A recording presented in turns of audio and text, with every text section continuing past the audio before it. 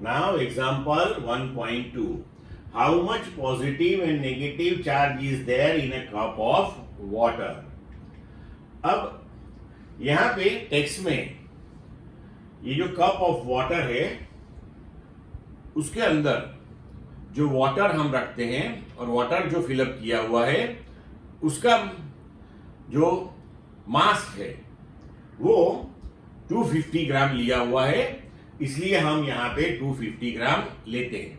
अगर एग्जाम में आपको यहां पे वाटर मास कुछ अलग दिया हुआ है तो अलग से लेना है, इसमें कोई बड़ी बात नहीं है, ठीक है।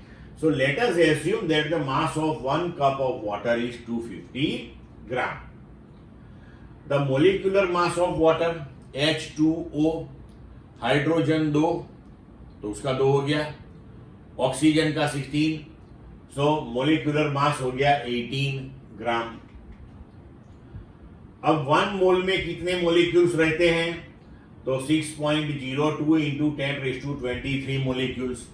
1 मोल सब्सटेंस, इसका मतलब कि मोलिकुलर मास के हिसाब से हम जब उसका मास लेते हैं तो उसे 1 मोल कहते हैं।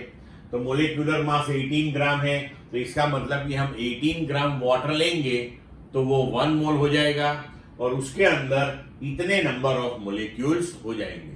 तो पहले हम कप ऑफ वाटर में कितने मोलिक्यूल्स है वो कैलकुलेट करेंगे। तो therefore the number of molecules in 1 cup of water, तो यहां हम यूनिटरी मेथड यूज करेंगे कि 18 ग्राम में 6.02 इंटू 10⁻23 मोलिक्यूल्स है तो 250 ग्राम में कितने होंगे, तो डायरेक्ट हमने लिखा है यहां पे। तो अब आगे बढ़ते हैं। Each molecule of water contains 2 hydrogen atom and 1 oxygen atom, right. तो इसका मतलब ये हुआ कि हाइड्रोजन में 2 इलेक्ट्रॉन, ऑक्सीजन में 8, मतलब कि 10 इलेक्ट्रॉन एंड 10 प्रोटॉन H2O के मोलिक्यूल में हो जाएंगे। अब हमारे पास नंबर ऑफ मोलिक्यूल्स तो हो गए, तो total positive and negative charge has the same magnitude because H2O molecule is electrically neutral. तो अभी टोटल चार्ज हो गया, तो इतने नंबर ऑफ मोलिक्यूल्स थे हमारे पास।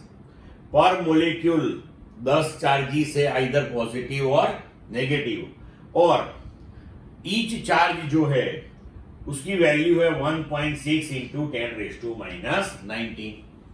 तो total number of molecules multiplied by total number of positive और negative charge, and each charge have the value 1.6 into 10⁻⁻19।